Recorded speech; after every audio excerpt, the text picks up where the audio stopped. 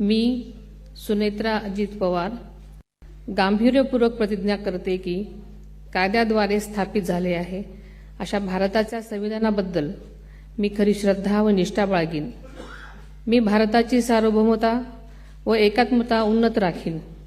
मी महाराष्ट्र राज्याची उपमुख्यमंत्री म्हणून माझी कामे निष्ठापूर्वक व सद्विवेक बुद्धीने पार पाडेन आणि संविधान व कायदा यानुसार सर्व तऱ्हेच्या लोकांना मी गांभीर्यपणे व निपक्षपातीपणे तसेच कोणाच्याही विषयी ममत्वभाव किंवा आकस न बाळगता न्याय वागणूक देईन।